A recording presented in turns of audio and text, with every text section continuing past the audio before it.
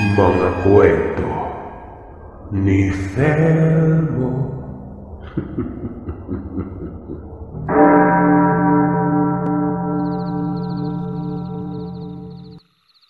Itago niyo na lamang po ako sa pangalang Rolando. Ang ibabahagi kong kwento ay nung minsang magbakasyon kami sa Santa Rita sa may summer. Nangyari ito huling mga taon ng dekada 80. Kasama ko si Tatay Nereo. Hindi niya totoong pangalan. Taga San Miguel Leyte kami, Sir Seth. Wala na akong nanay. Iniwan na kami ng makahanap ng iba. Nag-abroad tapos nagkaroon ng kalaguyo. Masakit isipin pero tinanggap na rin ng tatay ang kapalaran niya. Ang kinagandahan lang dito ay itinaguyod niya ako. Kasado naman sila ng nanay ko. Pero hindi na nagabol pa si Tatay Nereo. Para saan pa daw kung iba na ang iniibig nito na parang hindi naman maganda sa mga kapitbahay. Tsaka mas magpapalala lamang ng sitwasyon nilang dalawa. Ang ginawa ng tatay, pinatunayan niya ang kanyang prinsipyo na hindi siya muling iibig at ipapamukha niya sa nanay ko ang katagang mapagkakatiwalaan. Sa may bahay kami ng abuelo ko nagtungo ng mga panahon na yon. Bakasyon kasi at kakatapos ko lamang sa elementarya. Bukang bibig ko lagi ang magbakasyon doon gawa ng nawiwili ako sa kagandahan ng lugar. Ang hindi ko lang inaasahan, may mangyayari pala na hanggang sa ngayon. Bangungot pa rin sa isipan ko. Bumungad kaagad ang Lolo Elmer nung makarating kami. Si Lola naman nakangisi sa itaas ng bahay. Classic Pinoy ancestral house ang bahay na yon. Isang palapag pero nakaangat ng lampas tao ang sahig. Ang habog talaga ng silong. May duyan, may malaking papag na gawa sa kawayan, at may ginawa pang fish pond ang inaalagaan doon. Mga koi fish. Kapag nakaakit naman sa hagdan, beranda na para bang nakadungaw ka sa railings ng barko. May dalawang silid sa loob at ang umuuko pa sa kabuuan ng bahay ay ang sala nitong pagkalawak-lawak. May sahig yung animoy araw-araw pinapahira ng parapen na may halong gas nun. Gawa ng makintab ito.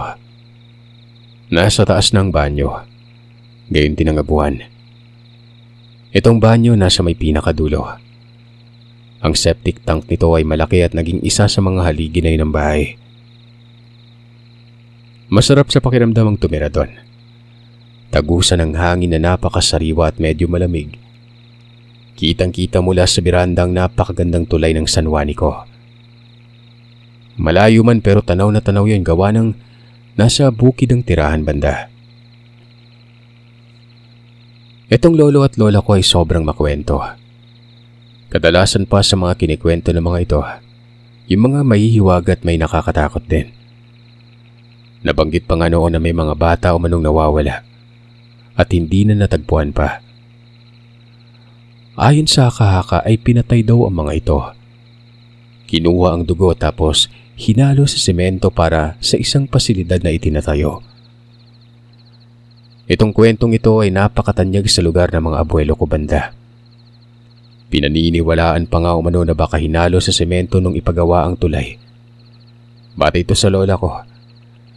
Pero syempre, hindi ito patungkol doon ang kwento natin. May mas nakakagimbal pa doon. Gala kaagad ang pumasok sa isipan ko nang makarating. Walang ano-anong sinabi ko kay tatay noon na mamingwit kami sa may dagat. Malayo pero yun po kasing ginagawa namin kapag nagbabakasyon sa lugar. Ayon kay tatay, bukas na lamang umano. Itong lugar, ang ilan sa mga kapitbahay dito ay kaanak lamang din namin. May ilang malalapit, meron ding malalayo. Kinagabihan ay matagal akong nakatulog. Ang kulit kasi itong si Lolo Elmer. Tumatabi sa akin tapos niyayakap ako na parang maliit na bata pa. Hanggang sa may sinabi ito sa akin na siyang ikinatakot ko talaga noon. Laganap umano ang aswang sa lugar nila. Kung mapapansin ko daw noon ang mga bahay, maagang nagsasara. Tingnan ko pa umano sa bintana at makikita ko ang mga ito. Maging ang mga tao ay maaga ding nagpapahinga nun. Nakita na daw ni lolo at lola ang aswang. Napadaan daw ito sa silong ng bahay. At isang beses nang may buntis daw na ipinuslit pansamantala sa tahanang yon dahil nga sa may bagyo. Umaaligid ang nilalang na yon. Sabi ko naman kay lolo na tinatakot niya lang ako. Pero ayon dito, totoo umano ang sinasabi niya. Kahit tanungin ko pa ano ang tatay ko, totoo daw yon. Kaya kung gagala daw ako, wag lalayo. Hanggat maaari yung matatanaw lang daw nila. Dahil ang mga aswang kahit araw ay nariyan lamang umano sa tabi-tabi. Nagmamasid. Naniniwala ako sa ganitong nilalang gawa ng sa San Miguel noon ay may natagpuan ng patay na inaswang. Butas ang batok. Maliit lang na sugat na parang kagat ito at sinipsip ang dugo nun. May mga galos din sa katawan na wari ba mahigpit na niyakap ito para hindi makawala. Natakot ako nun. Lalo pat ang lalaki ng siwang sa bahay. Yung kisame, ang lalaki ng uwang. Bali mula sa bubong hanggang sa may barandilya. Kakasya yung tao doon. Lusutan nga yung hangin, di ba? Tapos yung sahig ay parang ngipin na lihang kakasyang daliri ko sa siwang. Kitang-kita ko yung ilalim. May liwanag naman sa silong. May ilaw kasi doon. Kinabukasan ay nagtungo kami sa may dagat. Katapat na nito ang Leyte. Malinaw kong nakikita ang mga bahay sa kabila. Nasa bandang Bakawan kami at nagkaputik-putik noon. Kahit papano'y masaya naman ako. Gusto ko talaga yung ganito, yung adventure. Pinapaunlakan naman ako ng tatay ni Reo. Habang nakatambay kami noon sa malalaking ugat ng bakaw at hawak ang kanya-kanyang bingwit, bigla kong naalala kagabi ang mga sinabi ng lolo. Nagtanong ako sa tatay dito at sinabi niyang wag daw akong maniwala doon. Tinatakot lang daw ako. Pero giniit kong seryoso si lolo sa mga sinasabi niya sa akin. Oo, may aswang talaga dito na kagaya ng sa lugar natin. Agresibo din at may mga napatay na pero huwag kang matatakot. Nako, yan ang paborito ng mga aswang. Yung natatakot. Ilang mga sandali noon ay napagawi ang tingin ko sa isang maliit na bahay sa unahan. Sa kaliwang banda ito ng kinaroroonan namin. May daungan ng bangka tapos nakakita ako ng babae na nakasilip sa bintana noon. Kinawayan ko ito pero hindi naman tumutugon. Nakabusangot ang mukha na para bang galit na naroroon kami. Malapit lang kasi talaga ang bahay na yon. Siguro mga maigit 15 di pa lang atang layo. Kinalabit ko pa ang tatay. Sabi ko, may babae na nakatanaw sa amin. Tinuro ko sa kanya pero nawala na ito sa bintana. Sabi ko sa tatay ko, sa bintana siya nakasilip pero tinawanan lang ako nito. Dahil daw yan sa kakaisip ko ng aswang. Guni-guni ko lang umano yon. Malapit nang magtanghali at may ilang mga nakuha na kami mga katambak. Sa English nito, bass. Nautusan ako ng tatay na kunin ko daw ang baon namin. Naroroon ito banda sa may labasan ng Bakawan. Buhat nang natatakot ako ay sinabi kong siya na lang. Ayun na nga, iniwan niya ako doon. Sabi ko pa kay tatay na dalian niya. Medyo malayo pa naman ang konting labasan. Nung hindi ko na makita si tatay, nakarinig ako ng may nagkabali-bali. Para bang may papalapit na tao na nangunguha ng mga alimango. Sinipat ko yon. Nasa unahan. Hanggang sa paglingon ko sa may bahay banda. Napapitlag talaga ako kasi nga, yung babae, nakabungad na sa malapit. Nakakapit ito sa sanga ng bakaw. Nasa itaas ko banda. Nakadungaw ang mukha niya. Walang piyok-piyok ang mga mata tapos unti-unting gumingisi nun. Kitang-kita ko ang mga ngipin nito na parang mga bulok lahat. Ikaw na lang mag-isa? Ang bango mo, bata. Sumigaw ako nun. Tinawag ko si tatay. Para bang gusto ko pang tumalon sa tubig. Bumaba ito at gumagapang sa mga ugat. Palapit ng palapit sa akin nun. Napaatras ako hanggang sa bumaba sa putikan. Patuloy pa rin ako sa pagtawag sa pangalan ng aking ama. Sigaw ako ng sigaw na may aswang at tulungan niya ako nun. Pero walang tumutugon. Tinatanaw ko ang makipot ng daan pero wala pa rin si tatay. Pagbalik ko ng tingin sa babae, yung mukha nito ay nakatapat na sa mukha ko. Tinakpan niya ang bibig ko at mahina niyang sinabi na, "Huwag kang maingay." Napapaiyak na ako nun. Alam kong papatayin ako nito. Hindi ko alam kung bakit hindi ako marinig-rinig ng tatay. Malakas na ang pagkakatawag ko nun pero wala pa rin siya. Nilapit pa ng nilapit ng babae ang mukha niya. Hanggang sa nagkabanggaan na ang mga noo namin nun. Napakasangsang ng hininga niya. Parang isdang nabubulok. Sabi ko'y huwag niya akong patayin. Na maawa siya. Hanggang sa biglang pinisil nito ang balikat ko. Tumidiin ang mga kuko niya. Hindi na ako makasigaw. Humigpit ang pagkatakip ng kanyang kamay sa bibig ko nun. Napapikit na lamang ako nun pero... Ano ba't nagsisisigaw ka dyan ha? Mamaya mabati ka pa eh. May mga lamang lupa pa naman dito.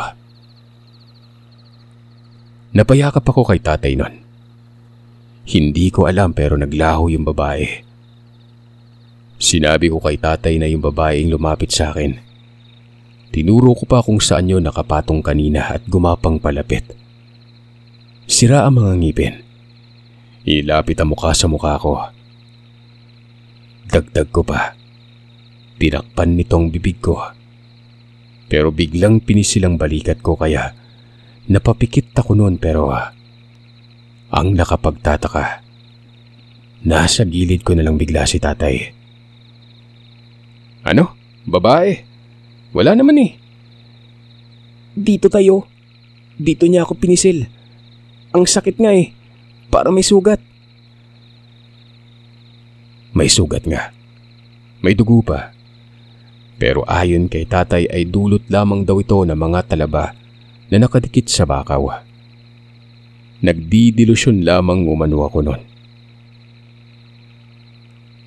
Walang ano-ano ay biglang natahimik ang tatay. Tinitigan niya yung mukha ko. Kinapaka pa niyang baba ako nun. Masakit ito kaya napadaing ako.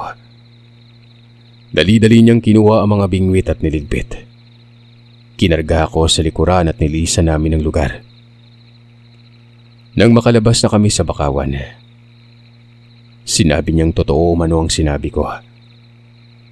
May bakas umano sa bibig ko nun. Klarong-klaro umano ang bakat ng kamay. Lalo akong umiyak nun. Sabi ko umuwi na lang kami pero ayon kay tatay, mauna na daw ako sa kalsada. Pupuntahan niya umano yung kubo sa gilid ng bakawan. Binunot ng tatay ang kanyang itak. Walang ano-anong umalis na ito. Ako naman wala akong magawa kung hindi ang sundin na lamang ang mga mungkahin niya. Tumakbo ako ng mabilis patungo sa may kalsada.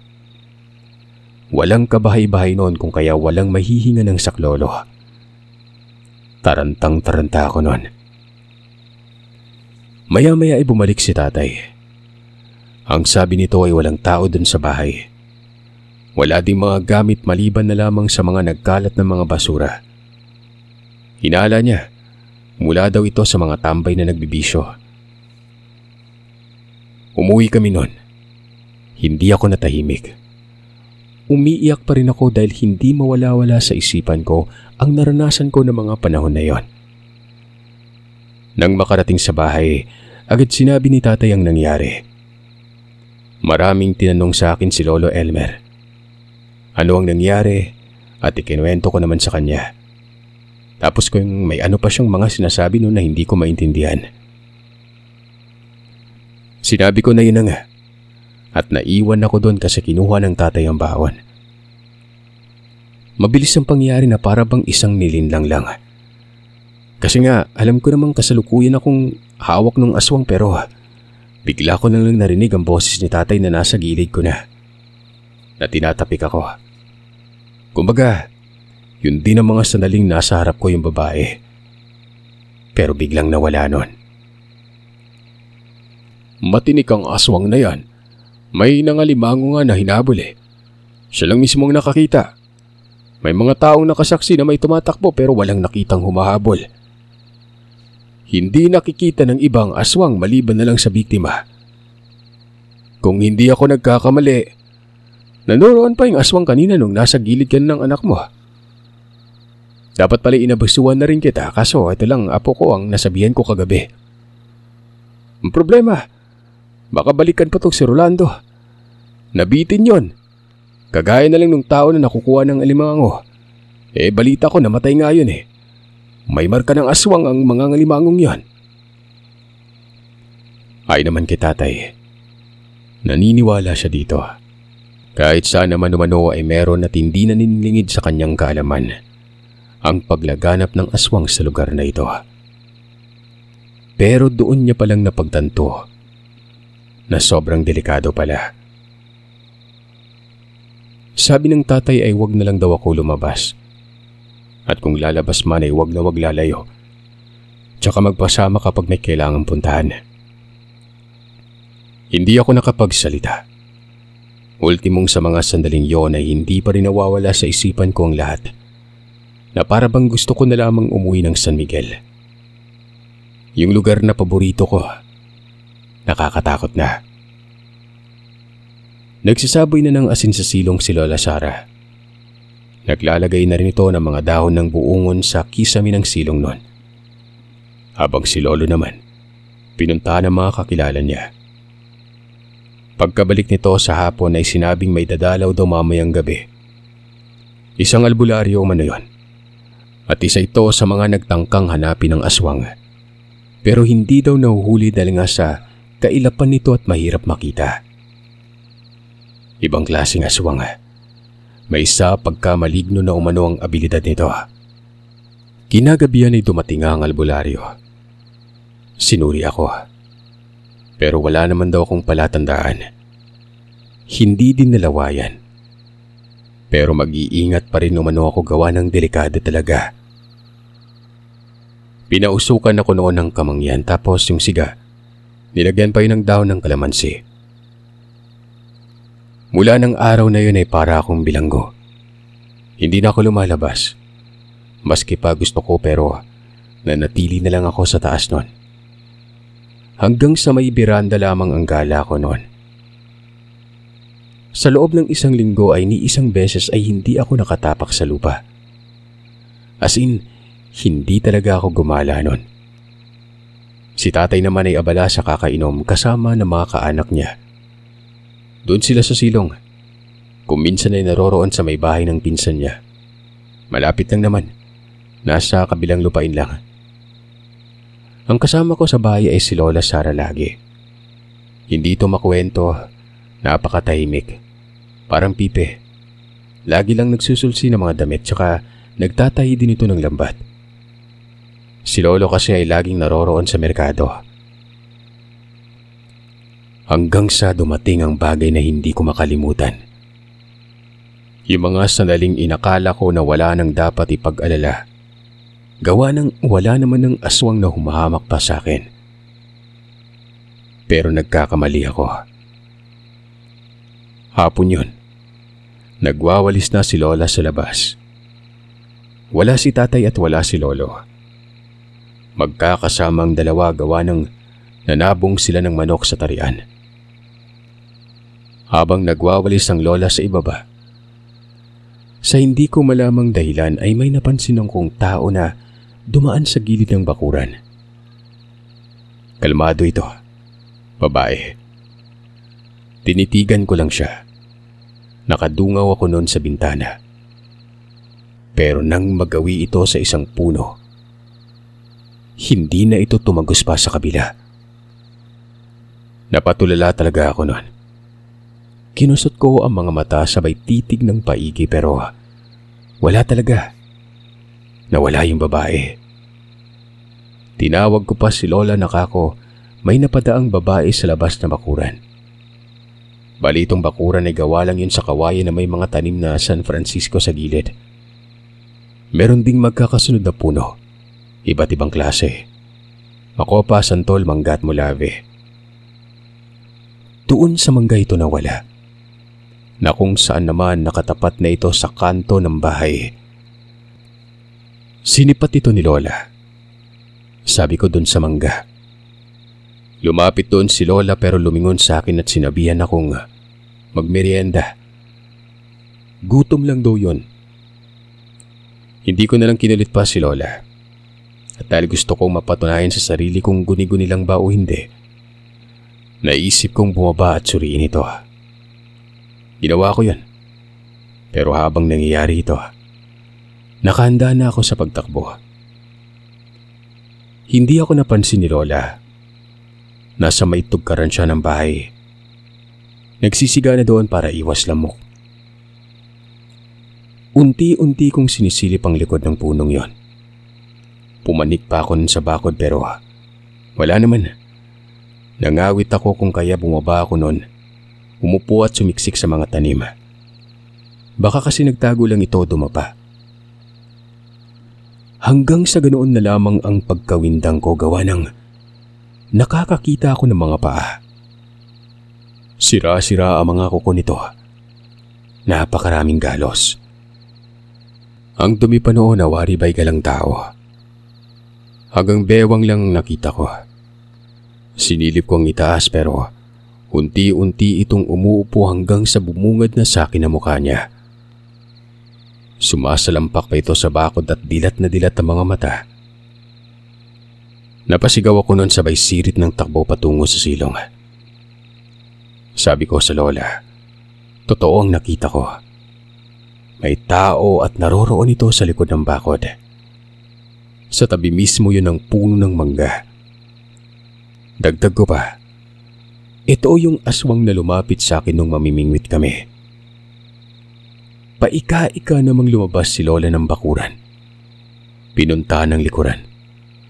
Nagmumura pa ito, pero sinabing wala naman daw. Matagal si Lola doon at tila ba gusto din itong kumpirmahin ang nakita ko. Hanggang sa nakarinig ako ng mahinang pagtawa. Napakapamilyar sa akin ang tawa na yon. Galing yan sa babaeng aswang. Hinahanap ko kung saan galing. Hanggang sa nakita ko itong nasa gilid lamang ng septic tank. Nakadikit ito doon na parang butike.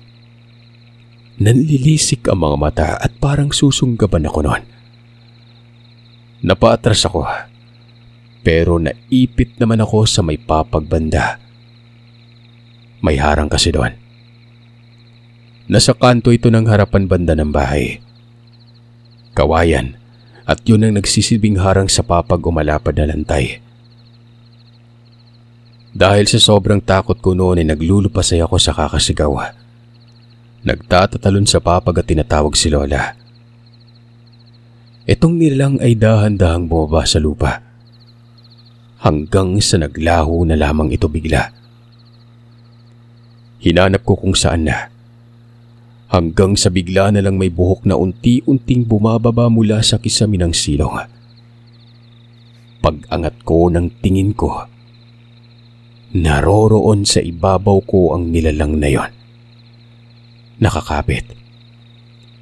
Yung mga mata niya ay purong itim na may pintik na dilaw. Hindi ko maigalaw ang katawan ko. Yung buhok ng nilalang ay pumapasok sa ilong ko at sa bibig nun. Damang-dama ko ito at dama ko din na kumakati ang lalamunan ko noon. Hanggang sa bigla itong bumaba kasabay ng pagdakma ng magkabilang balikat ko. Unti-unting nagdidilim ang paningin ko. Hanggang sa nakarinig na lamang ako ng pagsisisigaw sabay kalabog ng papag. Napaubo ako. Biglang gumapang ng mabilis ang aswang patungo dun sa bakuran.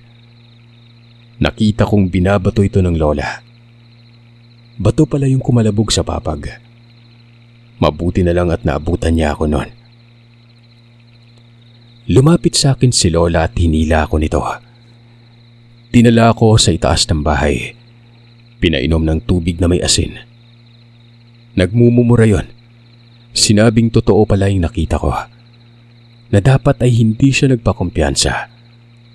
Bakit pa daw ako bumaba ng bahay? Dapat sa itaas lang dahil may mga pangontra naman umano doon. Sinabi ko na lang kay lola na dinaanan nga lang nito ang asin na sinaboy niya sa silong.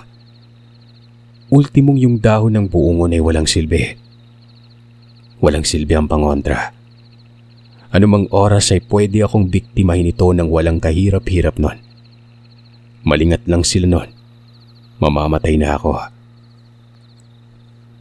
Napatulala si lola at siguro napagtanto niya ang mga sinabi ko.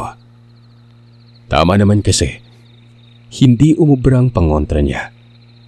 Maski yung pausok na ginawa ng albularyo. Pangontra din umano yun pero anong nangyari? Wala. Mapapansin naman kaagad na walang kinaasiwa ng nilalang dahil ultimong maaraw pa nun eh.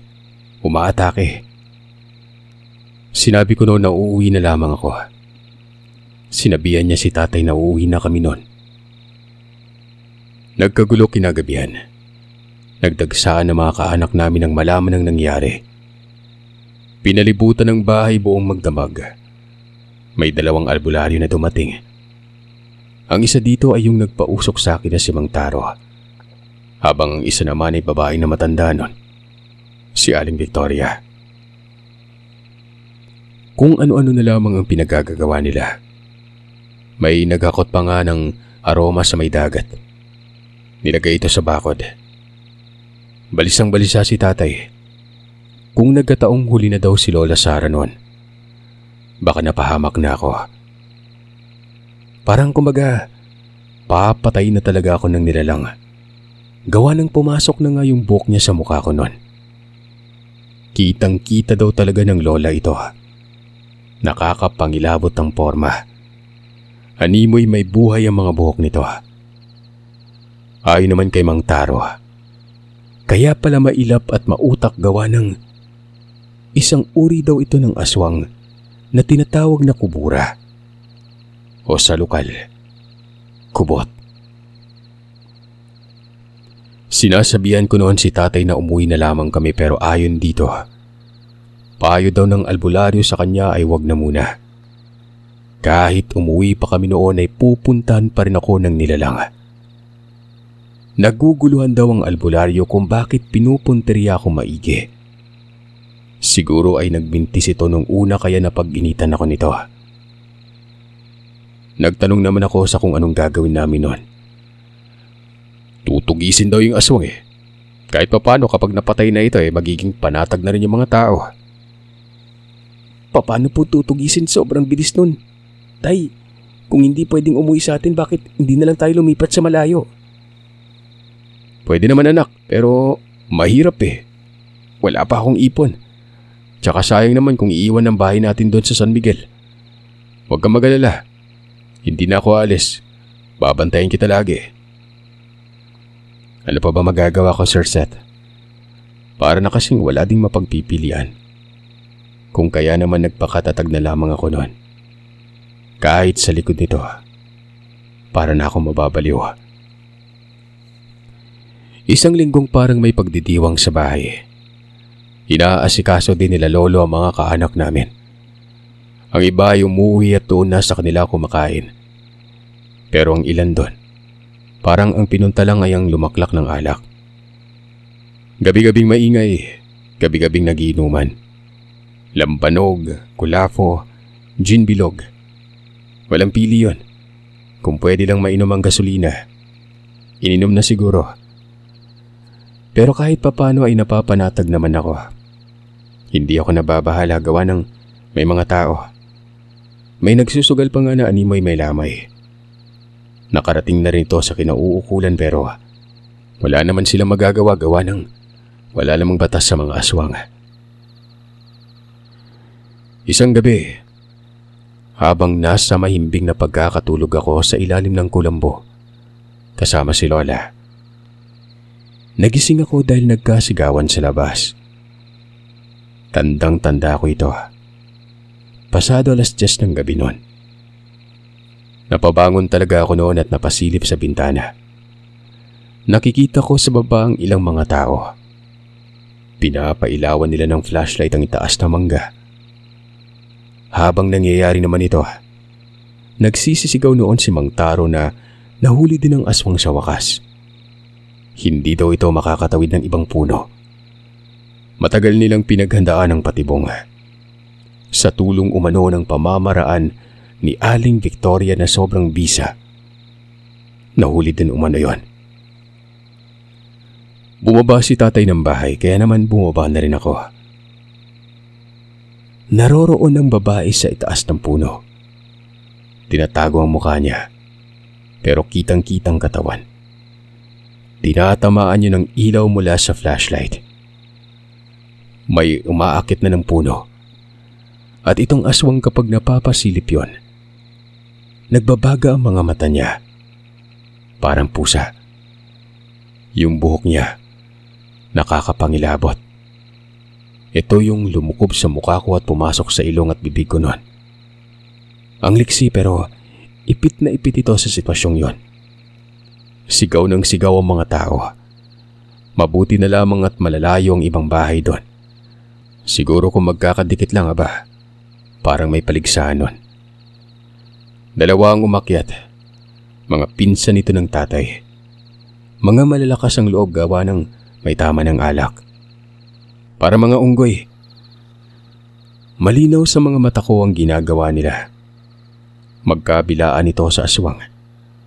Umaangil at galit na galit ang nilalang. Sinusundot ito ng isa ng patpat habang ang isa tinataga ng itak at natatamaan yan sa may binti. Pataas ng pataas ang nilalang. Patungo na ito sa payat na sanga. Pero ang nakakamanga ay hindi man lamang nabali. Umaalingas-ngas ang itaas. Naglalaglagan ng mga dahon. Hanggang sa may umakyat na isa pa. Bit-bit nito ang manipis na kawayan na may nakataling kalawit sa dulo. Sanggot kumbaga. Kinakalawit nito ang nilalang. Nakaabang naman ng mga 5 tao sa baba. Hanggang sa maya-maya pa ay nalaglag yon. Pero nakakapit ito sa isang sanga. Kitang-kita ko ang pagkapang ito na parang butiki. Hindi nakayakap sa sanga, kundi parang nakadikit ang mga kamay. Pababa yun at tumalon sa may bandang madilim. Pero syempre, 4 na flashlight yun kaya kahit anong lipat niya ay kitang-kita pa rin. Si Aling Victoria ay nakadipa ang mga kamay at may hawak na kung ano. Parang tangkay. Tapos sa kabilang kamay ay ribultong maliit naman yon. Dahil sa sobrang ilap nito sa itaas, pinagbabato na. Kabi-kabila ang kalabugan nun. Umaabot pa nga sa may bubungan ng bato at naglikha talaga ito ng ingay. Ultimong si Lolo ay nakikisali. Akala mo malinaw pa yung mga mata Iba yung binabato. Yung tao mismo na may hawak ng itak ang tinatamaan niya. Nakreklamo pa yon. Mantakin yung sa pangatinamaan. Kamuntikan pa itong nalaglag. Ito namang si Lolo nang mapansing nagalit na yung tao. Nagkunwari ng sipat sa ibang direksyon. Sinabihan pa nga ni tatay. Natamaan ko ba? Mukhang nalaglag na ata. Tao yung tinamaan mo tay, hindi aswang. Huwag mong lakasan yung boses mo. Kaya nga nagkukunwari iba pa yung tinamaan ko. Diyan lang kayong dalawa Napapailing na lamang ang tatay nun. Si Lola naman ay nanlilisik na ang mga mata. Galit na galit ito at gigil na gigil sa nilalang na yon. Hanggang sa tinamaan ito ng kalawit sa balikat. Hinatak ito at doon nalaglag na sa lupa. Naglulupa sa iyo na animoy sobrang nasaktan noong nasa lupa na. Si tatay, sinabing may apog umano ang lupang yon. Apog na may kasamang asin at abo. Kaya daw sobrang nasaktan itong nilalang. Ginulpi nila yon. Pinagpapalo, pinagtataga. Pero lumaban ito. Malakas, maligse at kahit nasasaktan sa lupa, pumapalag. Pero dahil nga sa dami ng nakapaikot dito, bumigay din ito at napabagsak ng tuluyan. Walang tigil sa pagtataga ang mga kaanak namin. Habang nangyayari naman ito ay kumuha pa ng mainit na tubig si Mang Taro, nilagyan ng apog at binuhos sa nilalang na yon. Umuusok ito na waribay na sunog. Doon palang hindi na gumalaw ang babae. Napayakap ako kay tatay habang umiiyak. Nagpasalamat ako. Akala ko kasi mamamatay na ako noon. Dagdag ko pa, hindi man ako kumikibo pero magkabaliw-baliw ako sa kakaisip kung paano malalambasan ang problemang yon.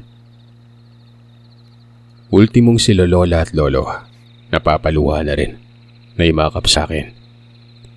Wala na daw dapat ipag-alala. Lumapit naman si Aling Victoria. Ayon dito, dahil daw sa akin ay nahuli ang nilalang. Matagal na itong perwisyo. Hindi naman nananablan ng taga roon pero kapag taga ibang lugar, hinahamak. Hanggang sa nakilala yun ni Mang Taro. Ito daw ang yanggaw na taga Isla Darama. Apo daw ito ng matandang nagtatanong-tanong noong 1 taon sa kanilang mga kalbularyo. Dahil nakawala ang yanggaw. Nahawaan daw ito sa panay. Nakapangasawa sa panay pero sinaoli naman ito ng asawa dahil nga nayanggaw yon. Wala pang anak at kakakasal pa lamang. Ginamot naman pero huli ng lahat. Mabilis na kinain ng pagiging aswang ang buong diwa at katawan niya. Tinali daw yon pero naawa ang kanyang kama. Kumpiyansang kinalaga na tumakas. Maraming tumugis pero hindi talaga natagpuan. Tapos doon sa lugar ng abuelo ko nagpunta. Sa wakas umano, napuksa na rin ito. Sobrang ilap at mahirap tugisin. Mabuti na lamang at may pamamaraan itong si Aling Victoria. Ang pagpako sa aswang gamit ng karunungan niya. Nung maramdamang nasa paligid niya, inantay daw nilang lumapit. Si Aling Victoria ang naging hudyat nun. Pagkatayo ni Aling Victoria at pagkasambit ng orasyon, doon na nagkagulo. Umakyat ng puno at saktong doon nilagay ang patibong. Sinabuyan kagad ng apog, asin at tabo ang lupa. Kung asin lang at tabo ay walang bisa umano. Pero kapag may halo ng apog, nasasaktan na umano ang nilalang. Lalo na kapag nasugatan at nabahiran ng apog ang katawan niya. Sobrang hapdi daw nito. Maging sa tao, masakit din daw yon. Sinunog nilang labi. Tapos lahat ng mga kaanak noon ni tatay na naroroon, kinausap ni Mang Taro. Huwag na lamang umanong ipagsabi ang nangyari. Hanggat maaari, hanggang doon lang sa loob ng angkan namin. Total, ito lang naman daw ang kadalasang nakatira doon. Baka kasi umabot pa sa ibang lugar at katakutan ng lugar na yon. Pero sa tingin ko noon ay hindi ito mapipigilan. Kakalat at kakalat talaga ang kwento. Lalo na't lasinggero mga nakapuksa. Magiging pulutan talaga ito sa kwentuhan.